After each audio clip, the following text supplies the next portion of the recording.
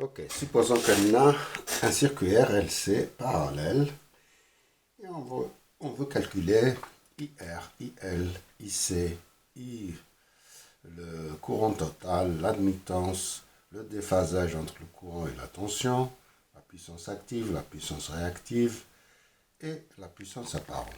Voilà, on va commencer par calculer la conduction par exemple, la conductance, c'est ça. G c'est égal à 1 sur R, c'est égal à 1 dixième, donc c'est 0,1 Siemens. Oméga L, on peut le calculer, c'est 15, ça c'est virgule, 15,10 à la puissance moins 3 multiplié par 2pi multiplié par F. Cela fait combien? Cela fait 5 ohms. Ok, 5 ohms par oméga, 5 ohms. Ok, donc on peut calculer la susceptance inductive qui est de 1 cinquième, 1 sur oméga L, donc 1 sur oméga L, c'est égal à 1 cinquième et c'est égal à 0,2 Siemens. L'objet, on y va. Ça c'est XL. XC, ça va être 1 sur C oméga. Et c'est 1 sur 318,31 micro, donc c'est 10 à la puissance 6 de pi multiplié par 50. Et tout ça fait que XC c'est égal à 10 ohms. Donc BC, la susceptance, c'est égal à 1 sur XC et c'est égal à 1 dixième, donc 0,1 Siemens.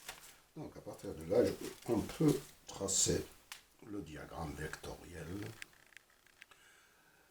ou le triangle des impédances ou le triangle de l'admittance. Donc on a G, on a BC, on a BL et on a Y. Voilà. Et on a, si on multiplie par V comme je l'ai dit, on obtient le diagramme des courants IC,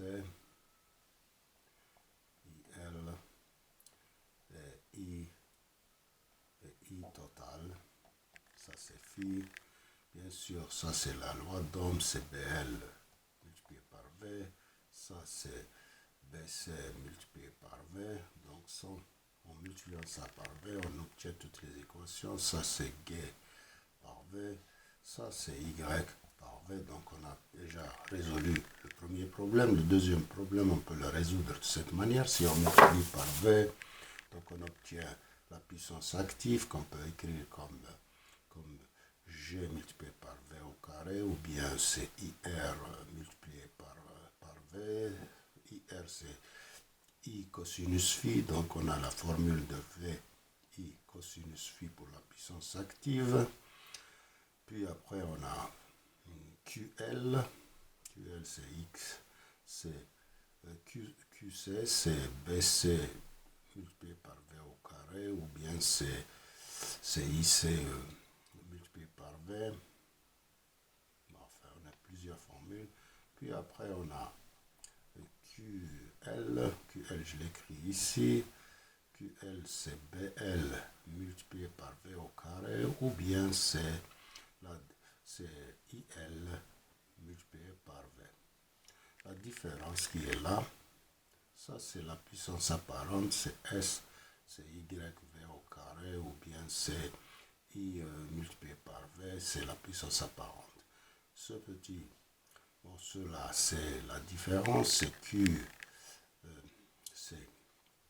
QC moins QL, ou bien c'est QL moins QC, parce que ça doit être positif.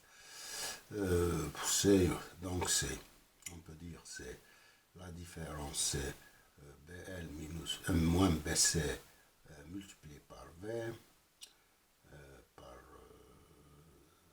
V au carré, c'est V au carré quand même, parce que c'est V multiplié par V, ou bien c'est VI sinus phi, comme je l'ai dit. Voilà, j'ai toutes les équations et j'applique. Donc je peux calculer IR, c'est G multiplié par V. G c'est égal à 0,1 multiplié par 10, donc c'est égal à 1 ampère. IL c'est égal à BL multiplié par V, c'est égal à BL, c'est 0,2 multiplié par 10, c'est 2 ampères. IC c'est BC multiplié par V, ça va vite hein, parce que j'ai toutes les formules en face, hein. C'est 0,1 multiplié par 10, donc c'est 1 ampère. I total c'est Y multiplié par V.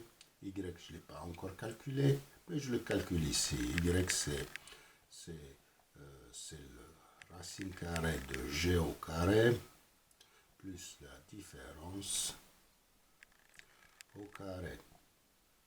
Si vous voulez, je calcule Y, c'est 0,1 au carré plus la différence qui est égale à 0,1 au carré.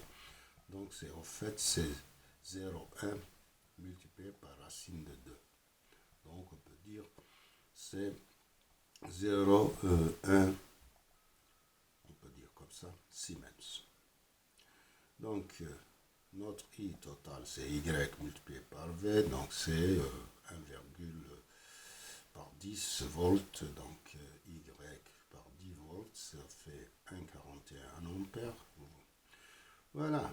Et qu'est-ce qu'il nous manque? Phi, on peut le calculer parce que ici on a 0, 1, 0, 0, 1, 0, 2, donc on a 0, 1 ici, 0, 1 ici, tangente phi c'est 0, 1 sur 0, 1 c'est 1, donc arc tangente de 1 c'est 45 degrés, et c'est positif parce qu'on a choisi BL plus grand que BC. Voilà, P, je peux le calculer par plusieurs formules que j'ai écrites en haut. Donc VI cosinus phi, ou bien Q c'est VI sinus phi. Alors on va calculer d'abord S, parce que S on l'a déjà, c'est ça, c'est le courant multiplié par 10, donc c'est le courant multiplié par la tension, c'est 1,41 multiplié par 10, c'est 14,1 volts ampères. Et puis de là, on calcule sinus de 45 degrés, c'est égal à, bien sûr, c'est égal à 0,7,07. Et ça, c'est 10 watts.